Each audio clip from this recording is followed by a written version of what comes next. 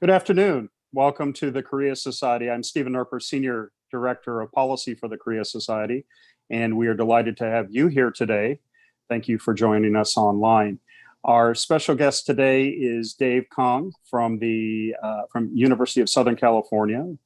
He heads the Dorsey Center's Asia program there. He is a very profound professor of Korean studies, and we're delighted to have him. He serves really as one of the deans of the West Coast School, as it were, and has been wonderfully and warmly informative over the years. Dave has authored a number of books. I know in my Columbia class, we used the 2018 reissue of the great work, Nuclear North Korea, which he co-authored with Victor Cha. And he also has a wonderful book up on grand strategy and U.S. priorities from 2017. Dave's a prolific writer, a prolific speaker. And as we look forward to our fall season, we thought of no better way than starting with David Kang from USC. We'll move forward and we invite you back next week on Wednesday for the kickoff of a Uni-Korea series.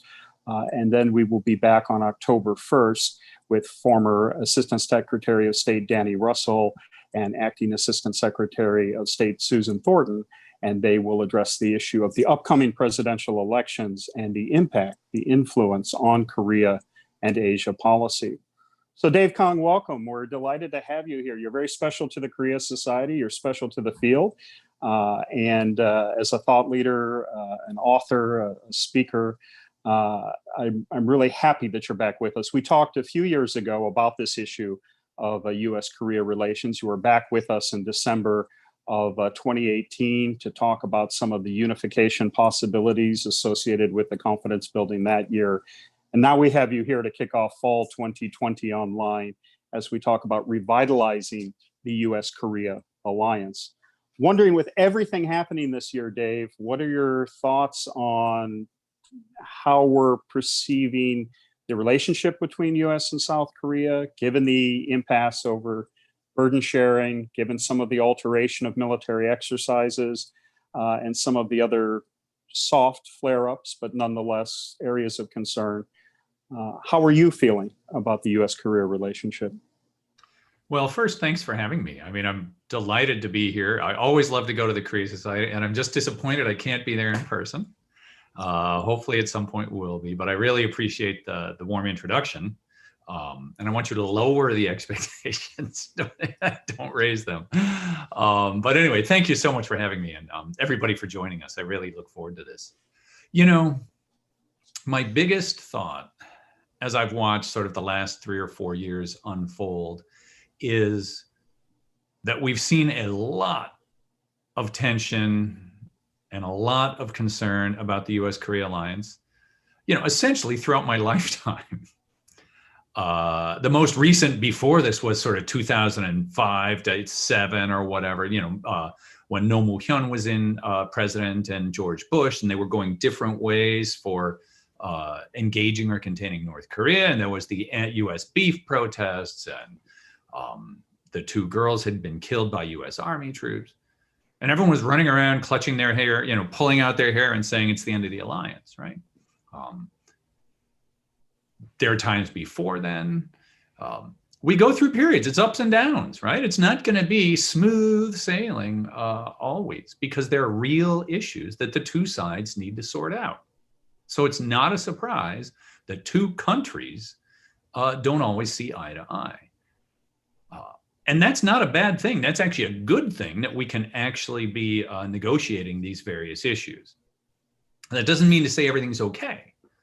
But what it does mean is, compared to many other instances, we are in a better place. And fundamentally, the other point I would make is, fundamentally, the relationship is very solid. No matter how you think about Koreans overall, Korean public opinion, Korean society, the Korean leadership on left and right sees the United States as an incredibly most important ally.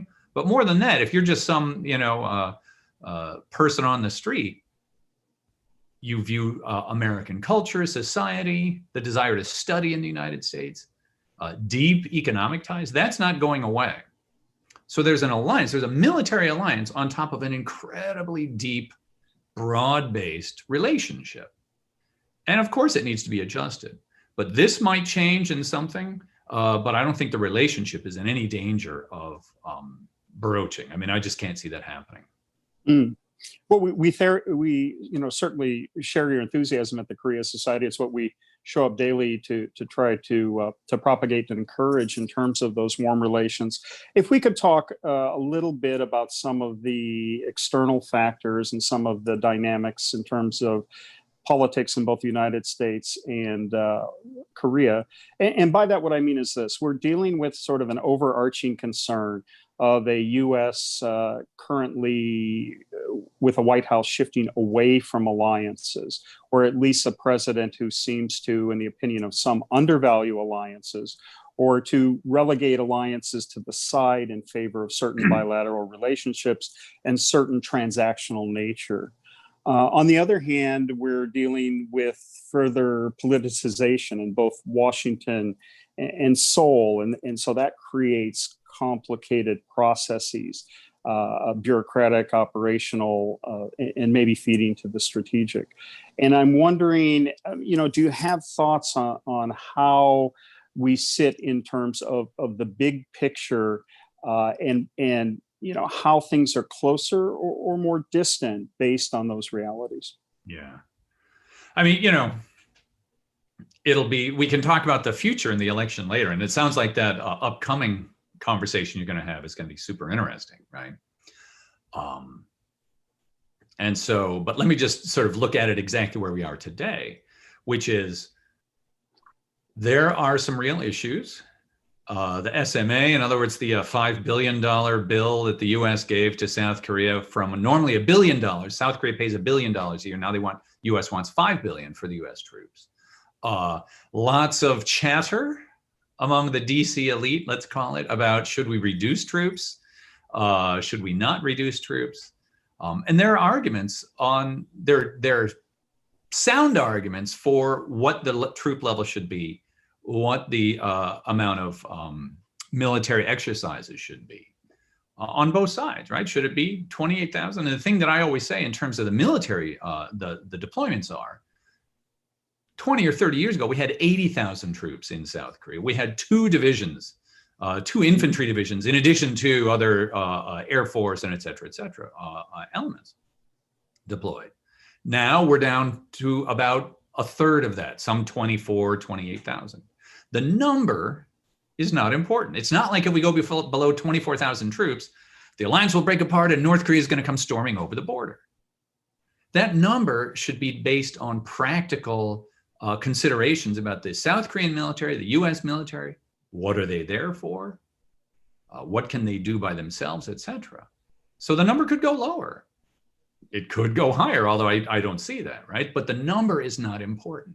What matters is the political relationship between the two. And yeah, I think President Trump and his administration have been much more transactional. They're much more skeptical of alliances. They don't put the same effort into them that other presidents have in the past.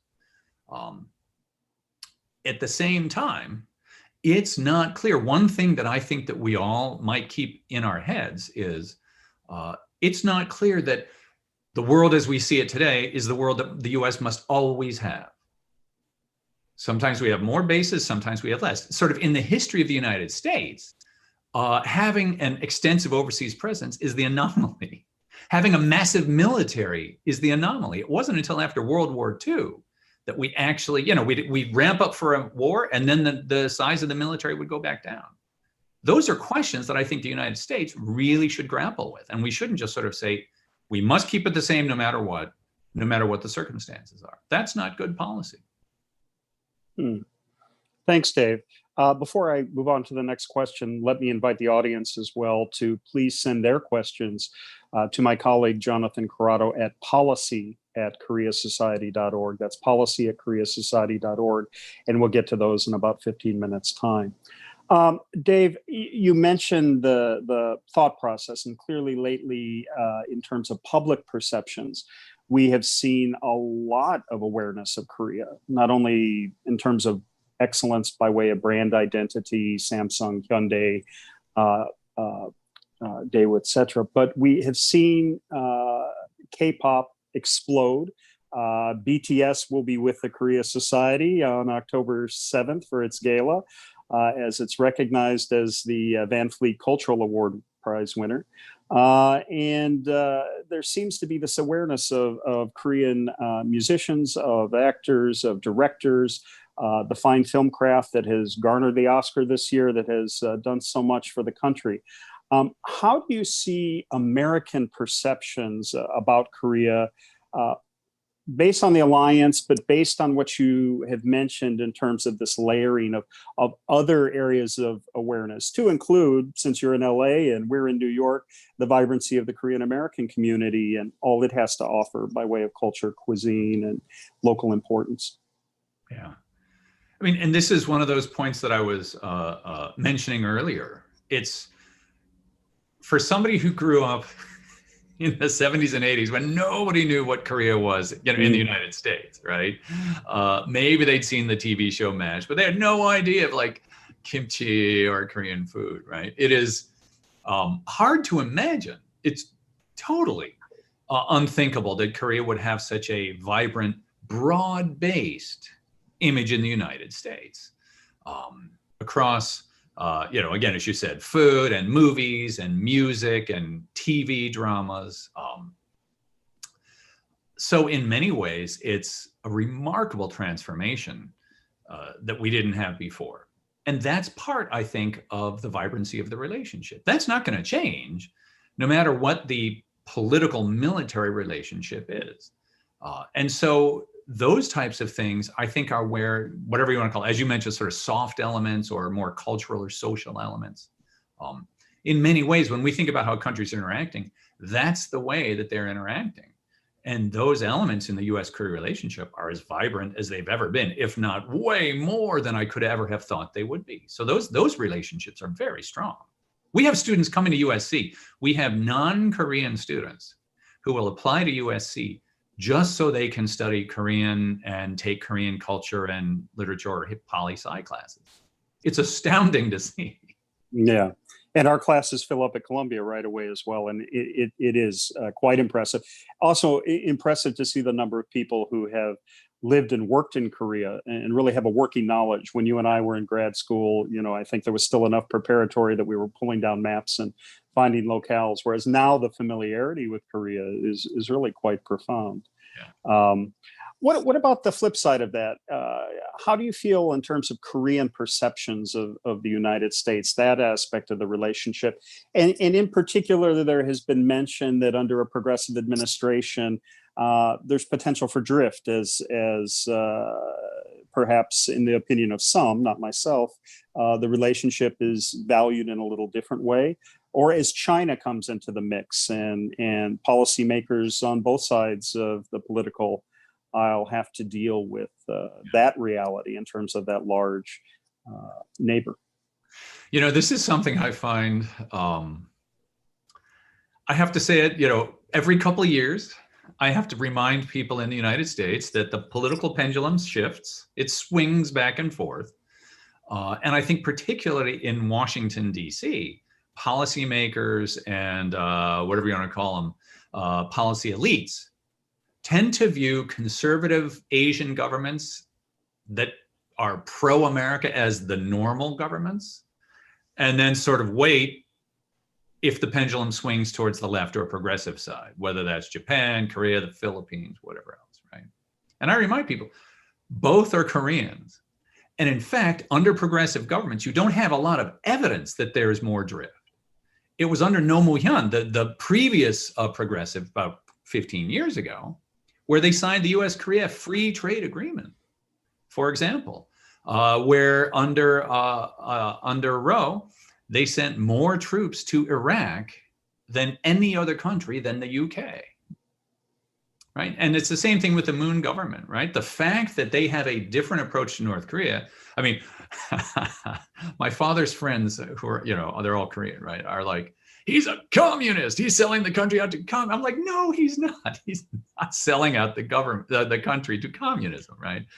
A leftist or a progressive leader wants to engage and sees the range of relations with North Korea, military, cultural, and economic, as important. But that doesn't mean they don't like the United States or they want an end to the alliance. I think every government realizes, both left and right, how important the United States is, not just as a big brother and a protector or whatever else you want to call it, but just as a country where they value, Koreans value across the spectrum, the culture, the language, the education, the society. There's a real embrace of what America means in their minds. And in fact, I would say in some ways, it's the image in Korean minds in some ways is better than, as we can see, the reality of what America is, right? One small comment about the China side, right? It was Park Geun-hye, a conservative South Korean president, who went to China to have this famous meeting at the end of at the anniversary of the end of World War II, in which it was Putin, Xi Jinping, and Park Geun-hye, right? I mean, conservative and liberal governments in Korea also have to live with China. That's a fact. Every Korean government, in fact, every country in Asia is going to have to live with a huge, rich, big China. They're not moving away. So every government is going to have to craft relations with them, and they don't want to unnecessarily choose between one or the other. And I think we sort of view that eventually the Asians are going to realize, oh, we don't like China, and they will only interact with the US the way it was during the Cold War. And those days are gone. Every country is going to have to interact with China in some way. There was an article in an opinion piece in Hankyoreh yesterday by presidential advisor Moon Chang-in, also a professor at Yonsei University. And his argument essentially was that there's a lot of concern about China, that it doesn't present the same set of values with which Korea is used to as a democracy, a vibrant one at that, and that there is a lot of ambiguity about China strategically, economically, that complicate the sentiments. And of course, Koreans remember what happened after the THAAD deployment and the economic hardship for a year and a half wrought by China. So it seems to me, and I often say in my discussions with friends in Washington, that I think the Koreans have figured much of this out in a way that is instructive for ourselves. Yeah. It's so interesting that Moon, Professor Moon is viewed as, the lefty, and how, wow, even he's turning on China, right? But that op-ed, and Professor Moon's, or the Moon Jae-in administration in general, is not naive about China or North Korea or anything else in the region. And in fact, they probably have a richer, fuller view of China than any of us do, way over here on the other side of the Pacific, where, from what I see, there's a lot of caricatures that go on about China in our policy discourse, let's say, right? They live next to China. They interact with China in ways that are almost unthinkable here in the United States. For example, there are more students now, by my understanding, Koreans studying in China in college than there are in the United States, like 60,000 each, something like that, right? We are not helping ourselves by making visas hard to get, by the way, but that's a editorial comment about the United States, right? They go there for very practical reasons. Huge market, you have to live with them.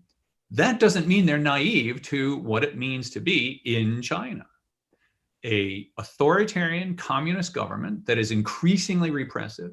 Anybody who's been to China knows that you have to, you have an incredibly hard time getting past the Great Firewall, getting internet, right? They're not naive to those issues.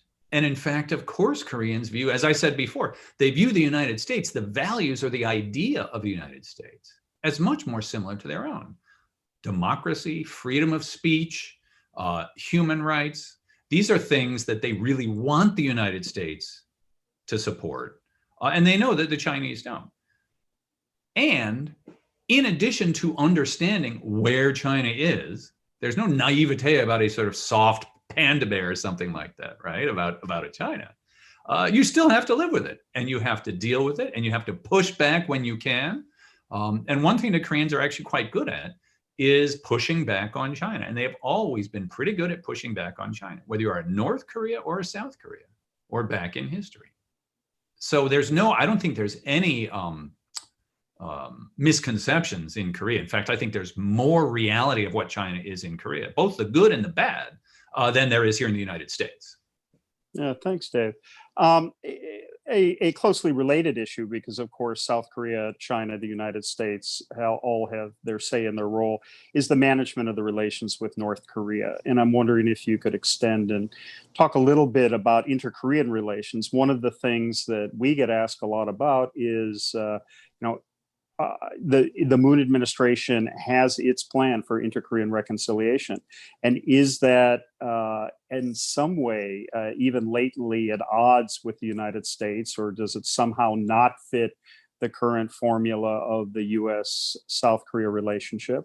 Or can the US-South Korea relationship grow around an agenda that includes a more rich approach on inter-Korean relations? How can they better work on this? And we've just had a discussion in Seoul that was covered by the media, where the unification minister Lee and Ambassador Harris had a bit of a back and forth about, well, we have a process at play, a coordination mechanism that seems to be making improvements in the way we do things, yet some sentiment within government in Seoul among senior officials that the US can do more to support inter-Korean reconciliation. Yeah, I mean, we always run into this issue, and that goes back to two sovereign countries that may have different approaches, sometimes not necessarily at odds, but different emphasis, different valences. And certainly right now you see it, which is that the Moon administration has had a very clear policy that the North Korea problem is more than a military problem. It's an economic problem and it's a social problem. And they have plans to try and affect all of those. And in fact, in a way, the path to solving the military issue is to increase social and economic relations and stabilize those as a way of trying to affect the military relationship. And one of the ways they've tried to do that has been to try and lower all of those small issues that are below full-scale mobilization, and try and stabilize the crisis points along the border, whether it's northern limit line, the disputed maritime territories, trying to anyway reduce the tensions along the DMZ, where every now and then somebody shoots at each other, sporadic gunfire. So their strategy is much more broad-based than the United States, where frankly our entire focus is on the military, the nuclear side, for understandable reasons. And then far, far less. We may make rhetorical claims about human rights. I'm not sure how much any of us, meaning any of the government in the United States, is willing to put human rights over the military issue. I mean, if we could do something, fine, but if not, we'll just sort of call them names. Whereas for South Korea, many of these people are family members. They see them, they live with them. The refugees go to South Korea. It's much more present, the human rights issue in South Korea, than it is in North Korea. So of course there's differences here. The other thing I would say in terms of the US and South Korea's approach to North Korea is, it's not actually clear what the US policy is. For a while it was personal diplomacy, where we thought Trump and Kim for a couple of years, as we saw with the Bolton memoir and everything else, it was very clear that either Trump or his advisors were able to say, don't have a small deal in Hanoi, go big, you can walk away. And it's pretty clear that Kim was willing to negotiate over the Yongbyon nuclear facility, but nothing more than that. We could have had a small deal. But the US pretty clearly, and we're coming 2 years now, we don't want that. So it's back to strategic patience, maximum pressure, whatever you call it. The rub is, to what extent would the United States allow, support, not get in the way of South Korean attempts below sanctions relief or something like that, South Korean attempts below actual changes to engage North Korea. And that's, I think, where South Korea is trying to work right now. They're not directly coming out against sanctions and pressure. They're trying to work within it. And that requires coordination. I have seen, across my career, I've seen a lot closer coordination than we're getting now. But that also doesn't mean that they couldn't figure out how to one last comment about that. During any election season, you don't see a whole lot of policy innovation from Washington because the principals are all focused on getting reelected. So it's not a surprise there's not that much coming right now from the United States. To that end, Dave, if you were to sit down with the heads of each of the campaigns in the United States, or to sit down with whomever's president after November 3rd election into January of next year, and as policy reviews are being done, what would you say about where we find ourselves in terms of the peninsula now? And what are the key points you would emphasize to a second Trump or to a Biden administration about how to look at Korea and how to navigate those waters more effectively, given your decades now of really having looked keenly at the region? Well, what's interesting about that is that a Trump administration, I think, will be dependent on sort of the personal proclivities of President Trump. If he gets a second term, will he want then to move forward with North Korea or not? And that's totally going to depend on him and the kinds of advisors he has around them, right? The Biden administration quite clearly is going to be returned to a sort of mainstream, both left and right, traditionally in the United States, the foreign policy, have agreed to American leadership, emphasis on alliances. It will be a very traditional American approach to both South Korea, and probably shore that up with a lot more coordination with South Korea. And yet, I think, to my mind, frustratingly, they will go back, they will continue a sanctions first pressure campaign on North Korea that to me has been shown to be totally not effective. There's one way forward. What the lesson I take from the last 4 years is that actual diplomacy with North Korea, just like before, is the path forward. There was room for a small deal. And the only way you get to a big deal is you start out with a small deal. It's very clear that North Korea is not going to trust us first and totally disarm. That will never happen. So trying to claim we're going to wait till they completely surrender and completely get rid of their nukes is totally naive. It will never happen. So how do you get there? You have to start small and build up. And Jongun is more than symbolic. Jongun today, the nuclear facility today, is an environmental risk to the entire region. It's old, outdated, irradiated. Cleaning that up is a huge win. It's a massive symbolic win, but it's also a practical win, right? To have taken that and then made a step forward is where you can build on it, right? So that's what I would say to the Biden administration if they win. And that's what I'd say to the Trump administration, right? Is that there was a path forward that we saw that we chose not to go down. Would North Korea, would Kim Jong-un be willing to go back down that path? Boy, nobody knows now because it's been 2 years. But let me just say one last thing, which is in terms of pressure, all the crowing about how sanctions worked and brought North Korea back to the table in 2017 were clearly false. Because it's been 3 more years, man. So and we haven't let up any of the sanctions. So if they were desperate for attention 3 years ago, they should be begging. They should be coming back to the table right away. And they're not. Clearly, the sanctions are not the ones that are getting them to the table. And so anyone who's claiming that that's the case is missing out what's happening with North Korea, which is they're prepared to deal with this in terms of the sanctions. Dave, thank you. We really appreciate your time. And we're going to turn now to the audience, and I'm sure some of them will pick up on some of what you've just said. And I will turn it then to my colleague, Jonathan Corrado. But thank you. And we've had 350 registrants for today. So Jonathan tells me we've lots of questions. Jonathan? Yes, thanks very much, Stephen. And lots of interest from our audience members. I'm going to try to address as many as I can. Some of these themes are going to pick up on topics that you addressed, and hopefully we could drill down a little bit more. The first question is about Korea's potential engagement with the free and open Indo-Pacific initiative. And this is a question that I initially was going to ask you, and then we got an additional contact from Dr. Sandeep Mishra, who's from the Jawaharlal Nehru University in New Delhi.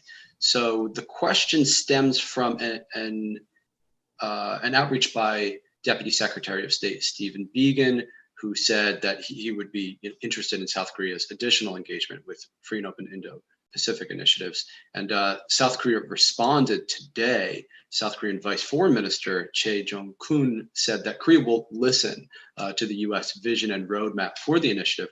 But this, of course, gets to the heart of issues related to Korea's hedging strategy and relations with China, its economic relations, and America. So I wanted to get your assessment on how you see this going forward. Okay, well, so a couple things, right? There have been years and years of calls for some kind of quad, like India, Australia, Japan, the United States, right? Indo-Pacific. And let me just point out, Indo-Pacific is not a term that arises from the region. That is not a view in which anybody in the region views a cultural or a political or an economic region as Indo-Pacific. Right, that is a U.S. military command structure that exists, right? So there have been years and years of talk about now we'll get India and Japan and Australia on the same page with the United States. I tend to be highly skeptical because they have very, other than potentially some kind of anti-China thing, they don't have a whole lot in which they actually their interests are actually interspersed. Would India send Navy to help out Senkakus, right? Is that Indo-Pacific? I doubt it. Is Australia going to get involved in whatever Indo-Pakistan ties, right? So you're asking an awful lot from that kind of a setup, which is one reason that I think that a lot of countries are willing to talk. Nobody's going to outright say they're not going to join. But without it being something a lot more substantive, I think a lot of other countries are simply going to wait and see. And I think Korea is in that category. All right, thanks very much. Moving along, we've got a question from Professor Terence Roerig at the U.S. Naval War College. And he asks, how do you see the economic side of the U.S.-Korea relationship progressing in the years ahead? Yeah. This is a great question about the economic ties, which I sort of skipped over. I was talking military and then sort of cultural and social and immigration, right? The deepest ties, of course, are economic. And one of the most interesting things is how Korea and Japan have had some really difficult economic relations over the last year, in which Japan, frankly, took the first shot where they took Korea off the whitelist, which made it easy to import and export into Japan over some alleged security issues. And it was the first time that Japan and Korea have taken security issues and linked them to economic issues. They've always kept them separate. Korea responded. What we've seen in the last year, though, is that the Korean companies have adjusted pretty well. The South Korean companies, the chip makers, et cetera, are able to adjust.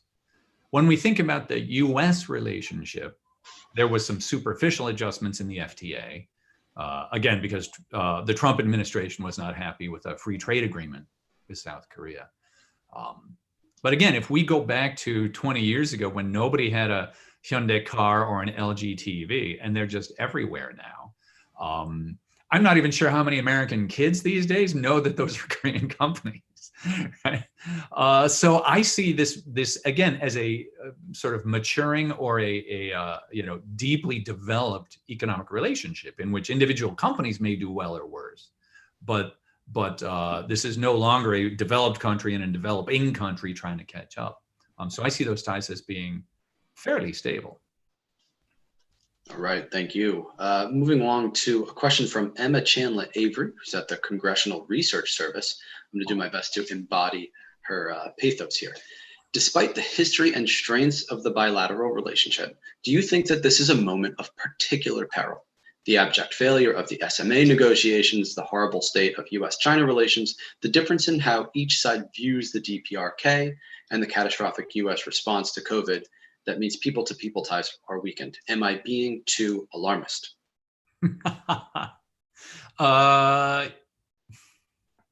Yes, I think so. Right. I mean, like, let me put it this way.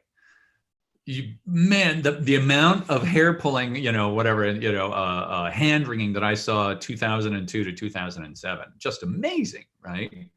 Everybody was like, it's the end of the alliance. And you could have said very similar things there if you replace sort of pandemic with, I don't know, mad cow disease and, the military, there was a lot more resentment in South Korea at the time because the military had killed a couple civilians just by driving, right? Like the US military had killed some South Korean civilians. So there was a lot more not in my backyard type of resentment. I don't mean to be a Pollyanna, right, or a Pangloss, right? This is the best of all possible worlds. This is what a relationship is like. There are some incredible challenges facing every country on this planet. We all have to handle them. In terms of the US-Korea relationship, I think how US-China goes will be very interesting. But one thing that I've said about the US-China relationship is this is not going to be a Cold War, because even with Japan, and even if Sugo wins or whatever else, I do not see a lining up in the region where some choose the US and some choose China. I just don't see that happening. I think if the US and China continue to become more and more, frankly, self-defeatingly competitive, I see a lot of other countries backing away and trying not to get caught in the crossfire. And of that, I would include Korea, I'd include the Philippines. I even would see a Vietnam. I do not see a Vietnam leaping on a US side when they have to live next to China. So I think in some ways, these are incredibly important issues that we have to face. And yet many of them are solvable, right? Sort of the SMA, the burden sharing is solvable. It's not if we stick to these things, but there are ways around it, right? North Korea, I've seen way farther differences in North Korea than I see today. And this is where we actually need leadership. There's nothing preordained about how this is going to go. It's going to depend on the leadership in the United States, and it's going to depend on the leadership in Korea. Okay. Or that was a long-winded answer. That's a good one. All right, I'm going to ask the next question from Todd Weasel, who's an MA candidate at Columbia University. Another question about Korea's growing soft power. So he says, do you think Korea's growing soft power will change the way that future US administrations approach the bilateral relationship? And I'll add on top of that, how do you think Korea is integrating its growing soft power into its own diplomatic strategy? Yeah. Okay, so again, I'm too old to know what BTS is or Pink Black or whatever, Sonyeoshide. I mean, I watched one of their videos and I was like, not for me. Right? So I don't get it. But I'm more of a DJ Dot kind of guy. But anyway, right? This is unprecedented how much visibility Koreans have. And we have students doing research papers on sort of K-pop in Latin America. There are professors who are writing about this, that, and the other element of K-pop or Korean dramas. Why do everybody in East Asia and now like across the world like Korean dramas so much? So yeah, there's a way bigger understanding of what Korea is like than there ever was before. My sense, though, is that this has a limited effect. I think it might help, but my sense is that we still come down to issues that need to be resolved. And I don't think this is going to necessarily change people's views like, oh, they're so nice, right? Like, for example, Japan had tremendous cultural soft power, from Hello Kitty to anime, et cetera, right? And we still had bitter economic battles with Japan over trade and technology issues. So I think it'll help, but my own sense is these are running on somewhat parallel tracks. Got a couple questions here on North Korea and the US and South Korea ability to cooperate on a policy towards denuclearization negotiations. First, from Sydney Sparrow.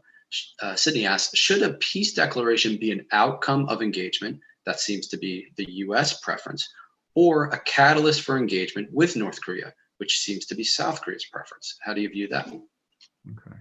Yeah, no, I think these are great. One of the, I think if people have read my stuff at all, I'm pretty clearly for engagement, right? And I think the only way forward in North Korea is with diplomacy. To my mind, We are clearly not going to pressure them. Here's what happens. We squeeze them. We put, like I said, economic pressure, right? 4 years ago, we put a whole bunch of sanctions on them. And then when they don't work, what do we say? Pressure didn't work. What should we do? More pressure, right? And clearly, North Korea is not going to cave if, the more we threaten them.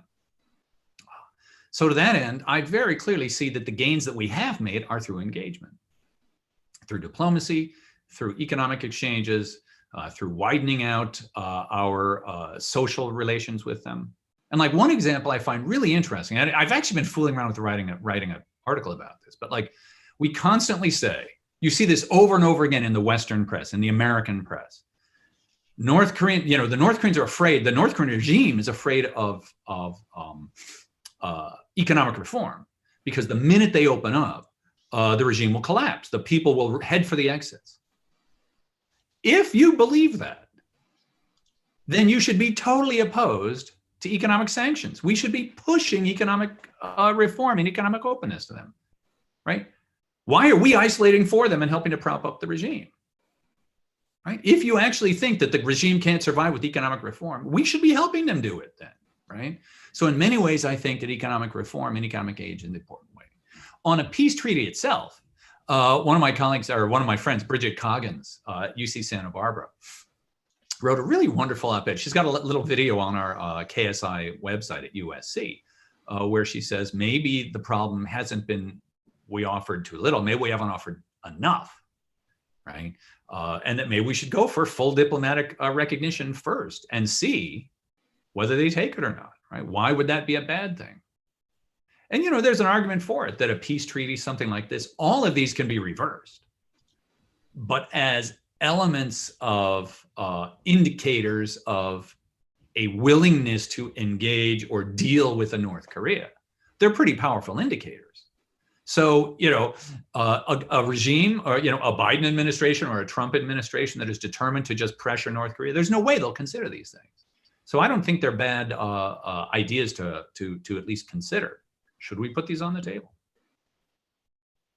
In a related sense, one of our listeners, Fred Maas, would like to know about the latest with North Korea's leadership, in particular Kim Yo-jong, developments with Kim Jong-un. Is he sick? Is he not? Who knows? But how should we approach our relationship with North Korea given these uncertainties with leadership in North Korea? So I put this on Twitter yesterday, and I don't think you can hear, right? But I think CSI Victor or something like that put on something about like Kim Jong-un, there's a news report, Kim Jong-un hosts this meeting, right? And so there's a picture of him, and I'm like, and I don't think it came across on Twitter, but it was like, isn't he dead? I thought he was dead. Didn't everybody say he's dead? I thought he was dead, right? What's he doing? Like the amount of speculation we put on the leadership, when it's pretty clear, A, he's alive, and B, he's in charge, right? Every single time there's something we don't understand, we go berserk. We go berserk speculating the most wild speculation. I remember I've even lost track now of the number of times this has happened. Maybe 10 years ago? More than that, because he was around. 20 years ago, somehow they took down all the portraits of Kim Il-sung and Kim Jong-il, and we went berserk. There was a coup, he's dead, blah, blah, blah. And then like a month later, they put him back up. We still don't know why they took all the portraits of these guys down, right? He disappears for a couple of weeks, right? Is he sunning himself in some island, or is he dying of COVID? We have no idea, right? So in many ways, I think the speculation does not help itself, especially when, again and again, we have one anonymous source, either from North Korea or from South Korea, that everybody quotes, and then we just quote each other, quoting the quote, quoting the source. I mean, you can document how this happens, right? Often, I will say, often it's some refugee who left 20 years ago who says, no, I know he's dead. How do you know? So I would urge all of us not to speculate that much. But from what I see, number one, he seems pretty clearly in power. He's survived now, 8 years, 9 years coming up on. Yeah, he could afford to lose some weight. That guy needs to get on a treadmill. But aside from that, it's pretty clear he's in charge. His sister, Kim Yo-jong, seems pretty influential. But she was influential 3 or 4 years ago. She was the envoy down to the Olympics. So how that changes is incredibly hard to see from the outside. And what I go back to is this, right? Looking inside any family, we know way more about North Korea than people think. We have a lot of information about their society, about their economy, about their military. People go and visit. What we don't have a lot of information on is what's going on in a family. But you know what? You never know what's going on inside a family, right? There's no possible, unless you're in that family. And even then, we all know that half the time the people in the family themselves disagree about what's going on. So everything I see on the outside is it's fairly stable and she's very powerful. And other than that, I'd be very careful about speculating. Okay, we've got one last question here, and then I'm going to turn it back to Dr. Stephen Noerper for a wrap up. This question comes from Nicole Wilson, classic disarmament question. And Nicole asks, wouldn't it be in the interest of all parties, given that there's this military buildup in Northeast Asia, to limit the growth of their militaries? Absolutely, right? I mean, I think this is one of those questions about particularly American policymaking priorities, is what is a realistic goal? And we have consistently said the goal is totally unrealistic. Fully verified, whatever, blah, blah, blah, or CVID, complete verifiable, irreversible disarmament, right? That's the goal. That will never happen. There is no possible way. They could get rid of every nuke. They could get rid of every scientist. They could exile all the scientists if they're nice, or they could, whatever, right? And they can still start over. Irreversible? Give me a break, right? It's ridiculous. So that as a goal is not going to happen. But is it possible within the US policymaking ethos to say, instead of setting up this goal and refusing to do anything below it, why don't we actually have a much more realistic goal, a small goal that we can build up from? Arms control. In many ways, this is what the Moon administration is trying to do in South Korea. Some arms control, confidence building measures, reducing crisis hotspots. Are those actual steps forward to stability and then maybe something more? I tend to think that we should be doing that. But that would take a change in mindset from the United States about what we're willing to even talk about doing. It's really hard to say that in the United States. If I go down to DC right now, or anyone watching DC is probably rolling their eyes at this hippie, right, for suggesting this, because we can't say, no, we have to live with them. But the fact is, we are living with North Korea. So let's manage that relationship. To try and close our eyes and pretend, well, I'll never live with you. I will not. Years are going by that we can make progress. And I would urge us all to think about making smaller progress rather than setting up the perfect goal as our only goal. Dave, that's thank you. And that's a really essentially important point in terms of building confidence. And I find your observations to be, very realistic in that sense. Look, I mean, if you don't know Blackpink and BTS, they can't put you too far to the left with the progressives. But no, I've always considered you to be a centrist, a realist, but an optimist, and that is something different. And I think on the West Coast, you also have a certain viewpoint, a vantage onto the Pacific that is different, and that is revealed in your writings, and I mentioned the Grand Strategy book from 2017, which is excellent and really talks about the complexity of the region, but leaves us with a fundamentally optimistic set of assertions, which is different from some of the harder edged stuff that gets out there. I'm wondering if I could ask you just a few more questions before we close. And one is, it's the 70th anniversary of the start of the Korean War. We at the Korea Society have been quite active. We ran 5 programs through our policy division. We've done some small group discussion. It's been an issue that has interested even some of our high schoolers and Project Bridge participants through our education division. We've had an online display of Korean War veteran items. As you think about the 70 years and the sacrifice of our veterans, do you have any thoughts? Does the 70th anniversary of the start of the war say something to you about their service, about issues of war and peace, and about issues of U.S. engagement? Yeah. Boy, we should have started. That's heavy, and there's a lot. But it's a great question, right? Number one, it's a tragedy. It is the war was a horrific tragedy for Americans, obviously for Koreans.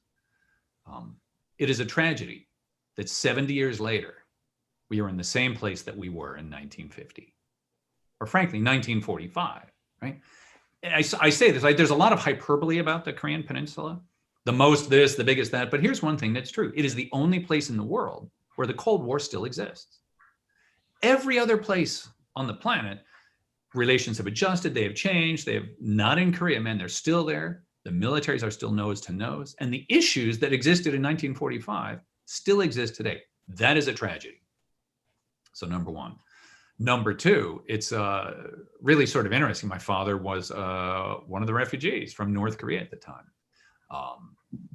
And literally just this week, my sister was chatting with him and we were talking, and he started to tell us more, because it's always like, well, I was in Seoul in 1950 in June, and then, we caught the last train south. And he started to tell us in a little more detail.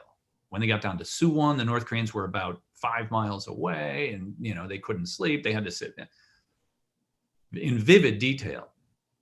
The terror that people went through, the horrifying trauma that people went through. It's unbelievable. And as he said, he'll always be grateful to the Americans, because and then he made a joke. He said, because if it weren't for the Americans, we would be calling Kim Jong-un Kim Dong-ji right now, right? Comrade Kim, which is true, right? Without the United States, we would all be communist. So it is such a fraught war, especially because there was no conclusion, and so many people died to end up in the same place, and that's a tragedy. On the other hand, at least half of the peninsula is robust and democratic and free and open. And so hopefully at some point we can get the other half as well. Mm-hmm. Another question for you, Dave, before we wrap up is you've cautioned us not to fall into traps of hyperbole, or not to keep our vision too short-sighted. And so let me ask you a longer-term question in terms of Korean unification and what you think a U.S. united Korea relationship might be like. What might that look like, whether that's in 10 years, 20 years, or further down the line? What do you think the potential is for U.S.-Korea relations in that broader vantage? I think that's a great question, right? Because so one of the, let me mention two things about that. One of the first things I want to say before we get to actually what the U.S. relationship would look like is, I really disagree with the way most of the discussion about South Korea's views towards unification get put. Meaning the standard way we talk about South Korean views is maybe the older generation wants unification, but those youngsters don't care. They don't want to pay. It's too expensive.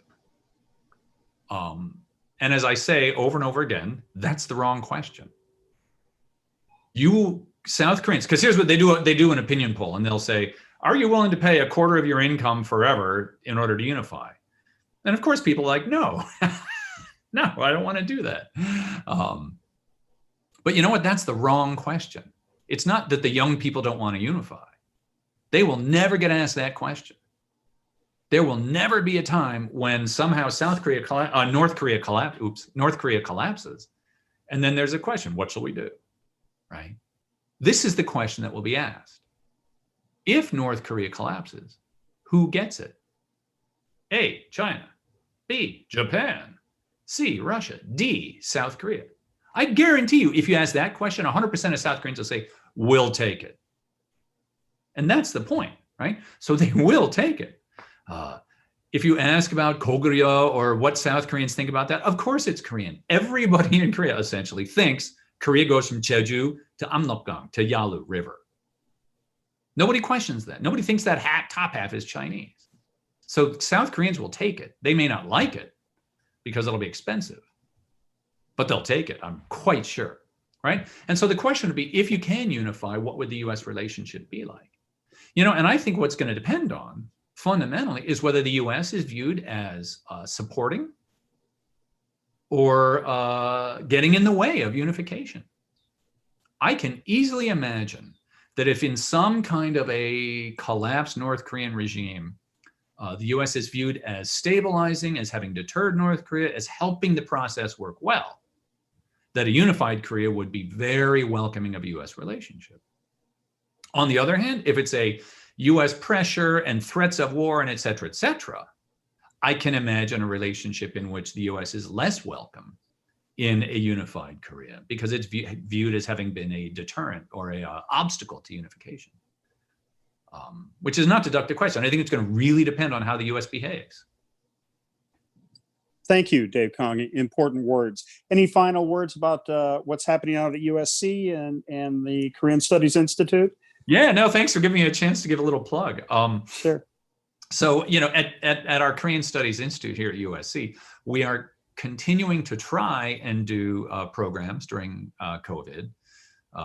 Speaking of which, we're about to have a talk coming up in October by a wonderful UCLA professor, Soo-Kyung Kim, who's going to talk about the Black influences on K-pop, right? And how these interactions go forward. I have no idea what I'm talking about now, so I'll just stop there. But, we're going to try and do those online. So look for things like that, as well as regular other programs on, say, US-Korea or North Korea.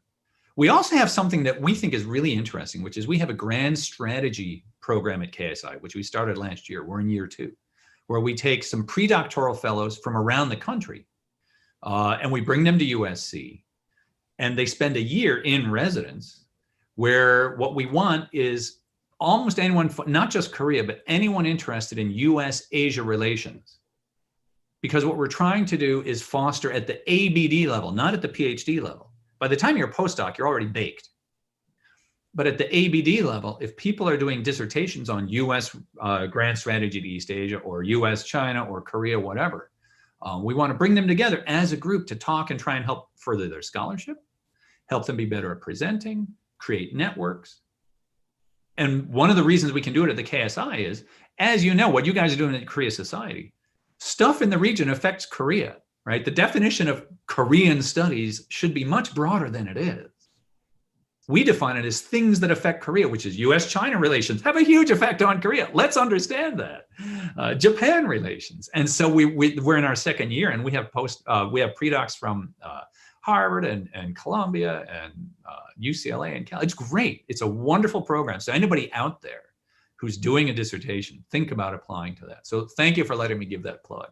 Oh, thank you, Dave. That's brilliant. Sounds like a fantastic initiative, and we wish you all the best with KSI and USC. And I always look forward to the Dornsife mailings by email.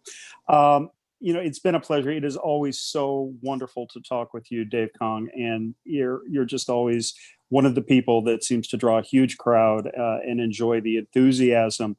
And in this case, with 350 registrants and probably more watching online live, you have real appeal, and you're very thoughtful on these issues in ways that many of us wish we were. So thank you very much for all that you've said today and for your continued work, scholarly, and for your writings.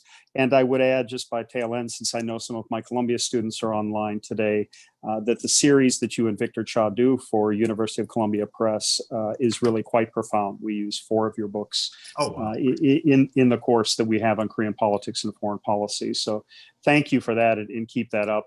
We had Sandra Fahian earlier to talk about North Korean human rights, and I think that's one of the latest works released through your series. So thank you for that. Since we have talked a lot about K-pop through the course of our discussion, again, BTS will be back, will be with us on October 7th. Any of you interested, we will be recognizing veterans who served in Korea, and the Van Fleet Award will be going to those who served, as well as to corporate leadership and on the cultural front to BTS. You can find out about that gala by going to koreasociety.org and contacting our development team. For those of you who are not members, we would encourage you to join as members of the Korea Society at koreasociety.org. And aside from thanking David, I'd also like to thank Jonathan Corrado, our Director of Policy. I'd like to thank Peter Stemke, who is in our audio tech booth and is our Director of Technology and does such a wonderful job, especially by way of what will now be the follow-on as well in terms of podcast availability and our YouTube channel. So please subscribe to both of those, and we'd love to have you receiving those. That's what the good work of the Korea Society does. And to all of my colleagues in arts and culture and in education, they offer a wealth of programs and in Korean language. So please go to koreasociety.org for that. And do check out Dave's program with KSI at USC. Dave Kang, thank you very much for the enlightenment and for all the great words. And we look forward to future discussions. And we look forward to having all of you back with us next Wednesday for our kickoff of the Uni-Korea series. And again on October 1st with Danny Russell and Susan Thornton talking about the upcoming election and its impact on Korea policy. So look forward to having you back, Dave. Thanks again. Have a